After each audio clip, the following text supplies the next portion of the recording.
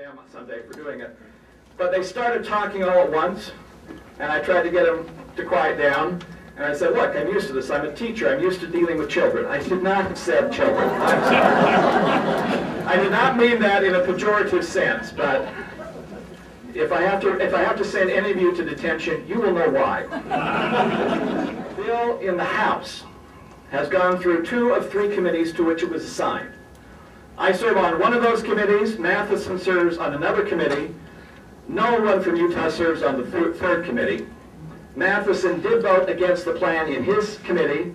I voted no in my committee, and I intend to vote no on the plan, the Pelosi plan, on the floor, as does Matheson and Chaffetz. Congressman, we watch on the news a lot about the debate over the health care issues, and we hear these cries for bipartisanship and things like that, but nobody seems to be challenging the very premise of the argument that health care does not fall within the domain of government.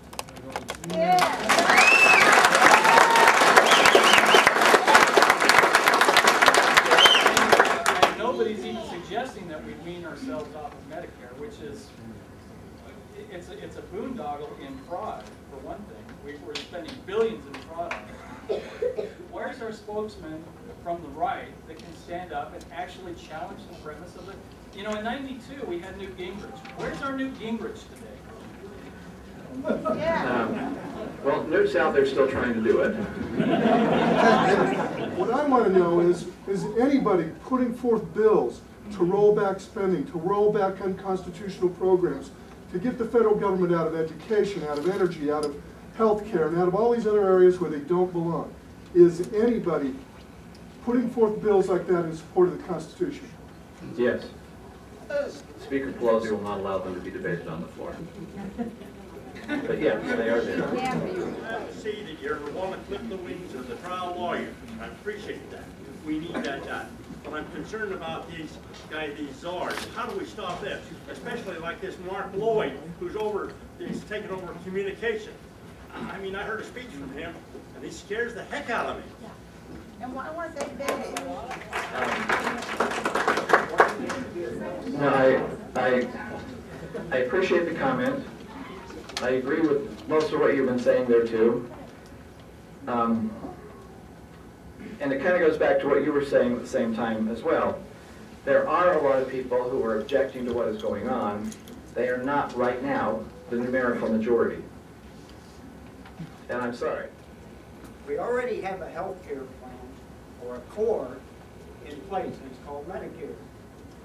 Medicare can be changed or redone for a lot less cost than doing a new health plan. And why people don't think of it, I don't know. There might be problems. The other thing is the amount of fraud that's in Medicare, which is, I can't remember what the last, anybody know? Anyway, it costs a lot less to hire like a couple thousand investigators to go after these people instead of letting them get away. Because we're only getting like 4 or 5 caught every year. That's just one point. And I talked to your staff this morning. I forget what I called you. And don't worry about the number. I'll put you on my moron list. I appreciate that comment specifically about Medicare. I got to say this about Medicare because I think it does relate to the debate on health care. Medicare as a system is about to collapse. It is not actuarially funded, which means, and that's one of the reasons why I think you want to run the entire health program for everybody, which means you only got 3 options for Medicare. Either number 1, you increase the taxes significantly, like about 66%, or you cut the benefits significantly, or you do a third option, which is why I'm going to go back to the Shattuck bill, and that is to lower the cost of health care. I still have one comment and a question. My second comment is that I would happily pay the $6,000 a year I pay for my own insurance to to my insurance company that I'm not happy with, I would gladly pay that into a Medicare for all. Amen! You're talking anyway. Yeah. But now my question, okay? We spend $2.5 trillion a year, we as a country, on health care. And all sides agree that it's inadequate. So can you deny that the principal beneficiaries of our current system are not the people, but the insurance companies, Wall Street investors, and congressmen who they're able to buy their loyalty and their votes?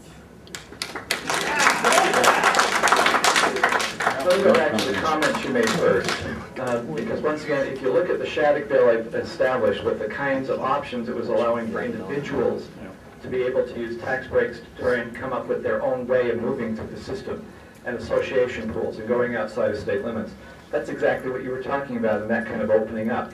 That's the approach we ought to be taking.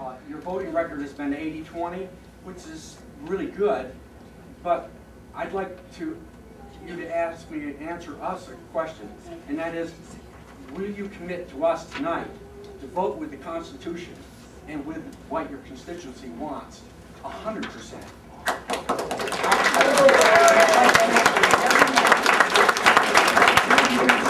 100% now, and from this point on. I'm trying to do that now.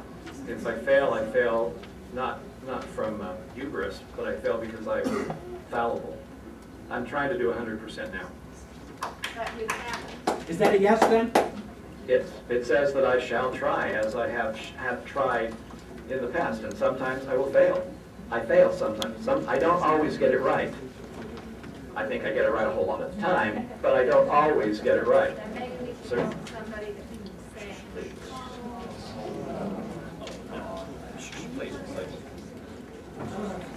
Appreciate you coming tonight.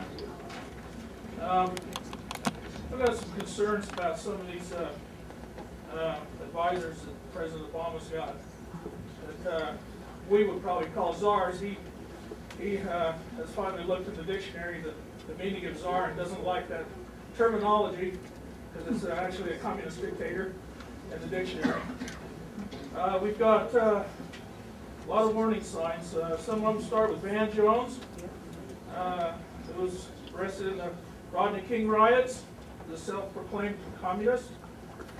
Peter Singer, Cass Sunstream, who believes that animals have more rights than handicapped children. And then we wonder why Sarah Palin's got problems with death panels. Adjusted Life Years talks about how we're not as important for 15 down and for 50 and above, how we don't contribute to society until we're 15 and we don't contribute after we're 50 as much.